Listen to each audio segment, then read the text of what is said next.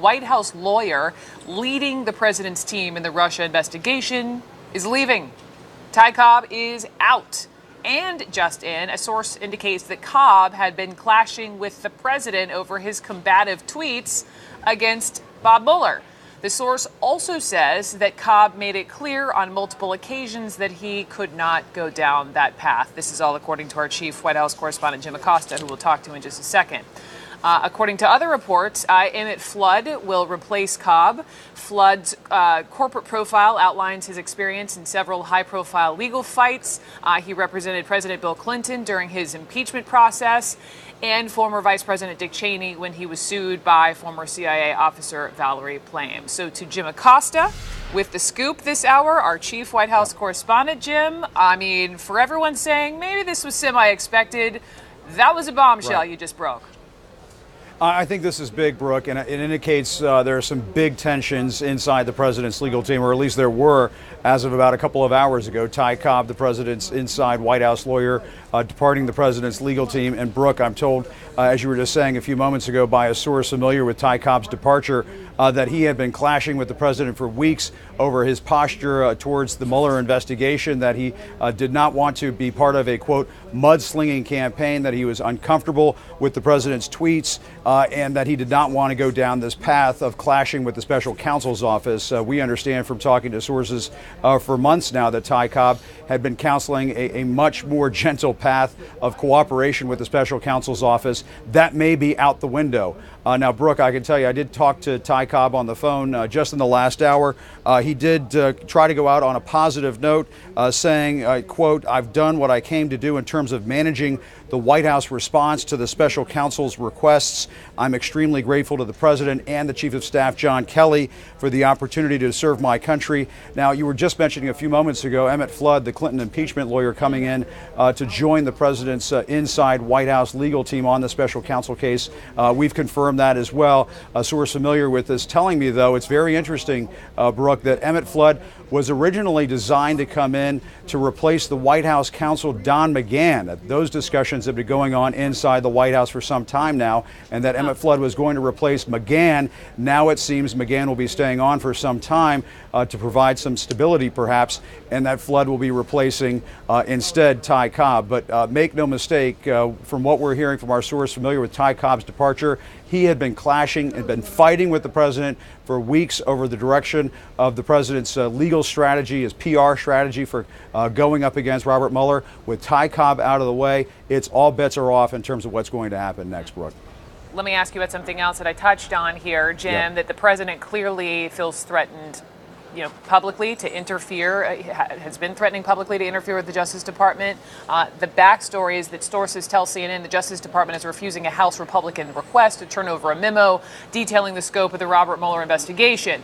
Why? Because there is an active investigation underway. So the president takes to, of course, what else? Twitter, and says, see the final line here, he'll have no choice but to use his power and get involved with a, quote, rigged system. All of this, as two sources told CNN, that Mueller has raised this possibility of a presidential subpoena in at least one meeting. Jim, what's your reaction to that? I mean, I think this is why Ty Cobb left the White House, why he's leaving the legal team. He did not agree with these tweets. My understanding, he's not agreed with these tweets almost from the beginning, that he has felt for some time that the president was just pursuing the wrong legal path and trying to fight with the special counsel Robert Mueller in tweets and in headlines and so on.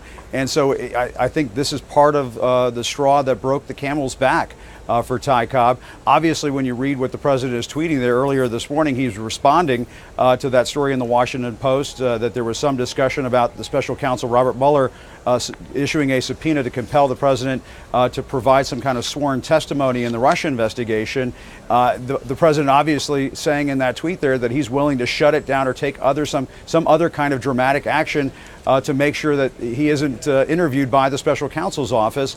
And from what we understand, and my colleague Gloria Borger and others have been hearing this as well for weeks, is that Ty Cobb has been counseling the president to not go down this path, and it seems he lost that battle and is now trying to make, as best he can, a graceful exit. Brooke. You mentioned Gloria. We're going to talk to her. Jim Acosta for now. Yep. Thank you so much. Our CNN chief political analyst Gloria Borger is standing by, as is Solomon Weisenberg, who served as deputy independent counsel for the Whitewater investigation and questioned President Clinton before a federal grand jury. So let's just get rolling on all these different headlines. Gloria, first to you. The notes that Jim has from the source that, the reasoning behind this Ty Cobb departure was because he was clashing with the president. He didn't want to be part of the mudslinging. He was uncomfortable with the president's tweets. Is this just another signal that the president will not be sitting with Bob Mueller? Yeah, I think it is. And as we did this story last night, saying that the legal team is at this point preparing a more adversarial posture with the special counsel. It's clear that's the way that is heading. And, to follow up on Jim's reporting, that is not the way that Ty Cobb wanted to go. But he was the odd man out. And I was told by one source that Cobb said, look, when the situation becomes too rancid, that's the word, when it becomes too rancid, then I'm gonna make my exit. There's also the case that, Ty Cobb came in to prepare all the documents, to make sure all the witnesses were interviewed, to make it kind of a smooth procedure with the White House counsel's, with the special counsel's office, which is what he did. That part of his job was over. He wanted to stay if the president was going to have an interview, because with Bob Mueller, because he wanted to help prepare the president for that interview. So it looks like that may not happen. And B, as Jim also is reporting, Cobb had a couple of major blowouts with the president recently over his posture and his tweets about the Department of Justice, et cetera, et cetera. And I think that, in the end, it became an untenable situation. And, Ty Cobb said goodbye, and the president probably wasn't unhappy about it. Solomon, your reaction to the news of Ty Cobb leaving, and do you know that Emmett Flood at all, this Clinton impeachment lawyer? No, I know of him. I don't know him. When he was working on the Clinton case for Williams and Connolly, he was very junior. I don't think any self-respecting lawyer, particularly any lawyer who used to work for the Department of Justice, could stand for the president's thuggish tweets against his own Department of Justice and against Bob Mueller. And it's disappointing that Rudy Giuliani is apparently standing for it. I don't think there's any question now the president is not going to answer these questions, but it's not just a choice between answering questions and taking the fifth. There's a third way, and I think that's very much related to Emmett Flood coming in now. The third way is to invoke executive privilege. And there's a very interesting constitutional point here. First of all, there's no question that Mueller has the authority to subpoena a sitting president. Right. We subpoenaed a sitting president. There's no question about that. But there is a real question about whether Bob Mueller has the right in court to contest executive privilege. He's an inferior officer to the president. And in U.S. versus Nixon, the 8-0 Supreme Court opinion that said that Richard Nixon had to hand over the tapes, Richard Nixon made the argument, Leon Jaworski is an inferior officer to me. This is an intra-branch dispute. Supreme Court, you don't have the right to look at it. And the Supreme Court said, no, no, no. The executive regulation, the regulation that appointed Jaworski, gave him the explicit authority to contest executive privilege. There's no such authority for Bob Mueller. So it's going to be a real legitimate question whether or not Mueller can litigate this. But it's just staying with you along the executive privilege path. When you looked at those 49 questions that were leaked, these Mueller team questions for Trump leaked to the Times, aren't half of the questions that they put out there reportedly on things that happened prior to the presidency? How would that affect it?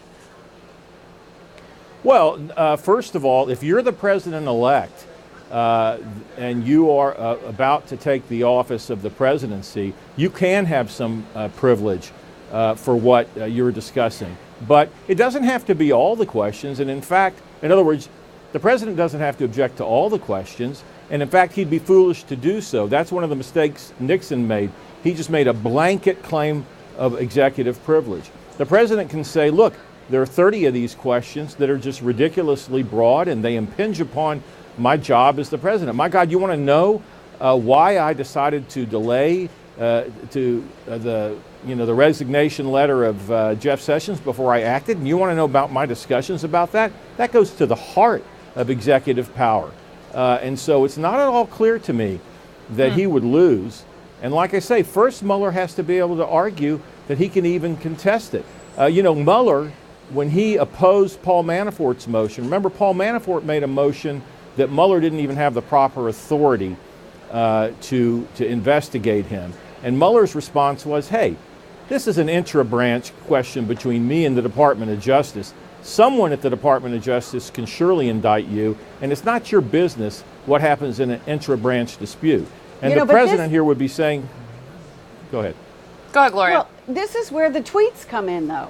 I mean, you can make the case, I'm not a lawyer, you are, but you can make the case that the president has actually publicly spoken about some of these things that he might, in the end, decide he wants to claim privilege on.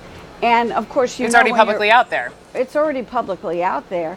And so I think that there is going to be an argument, and that is, of course, people precisely like Ty Cobb and John Dowd, when he worked there, and others, were trying to keep the president from talking about these issues in a public way, which he has done.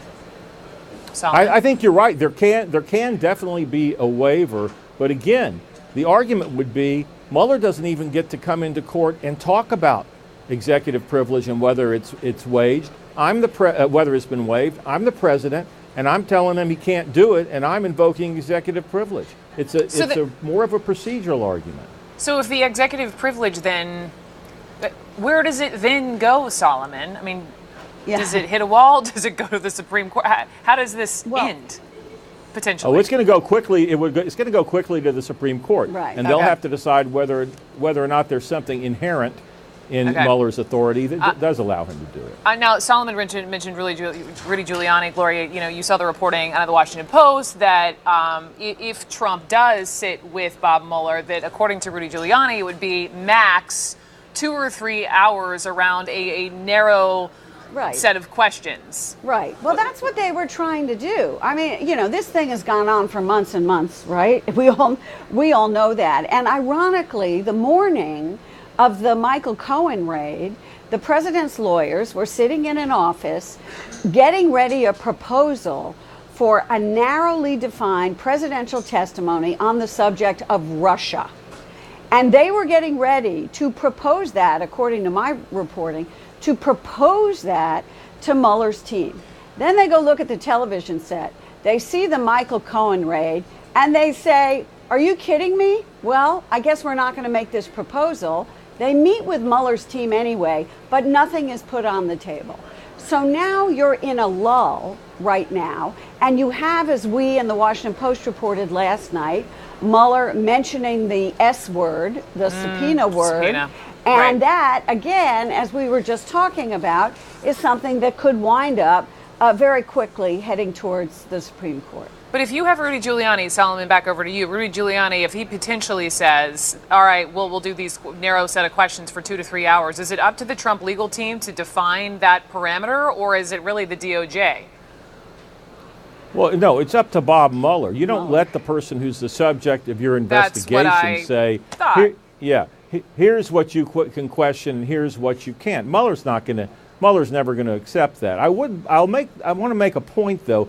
It's one thing to vigorously litigate this case. There's nothing wrong with the president saying, I'm going to invoke executive privilege to the max. What Ty Cobb was upset about, and what he should have been upset about, were these ugly, unprecedented tweets by the president himself that were full of falsehoods and that were really unprecedented. And I hand it to him for saying he's had enough. And by the way, that was a lot of the stuff that John Dowd was upset about, because remember, for a while they kept him from criticizing the Department of Justice. And then after Cohen, Katie barred the door. That was it.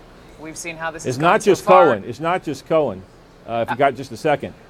Is there time up? 10 seconds. I'm sorry. 10 seconds. 10 seconds. Oh, okay. Go It's ahead. also the timing of when they found out about these questions. Everything changed Yes, after they got yes. these 45 Well- questions. 9. All right, we could keep going. I've got to get to my commercial break, but I appreciate you both so much. We're gonna, I promise you, continue these conversations as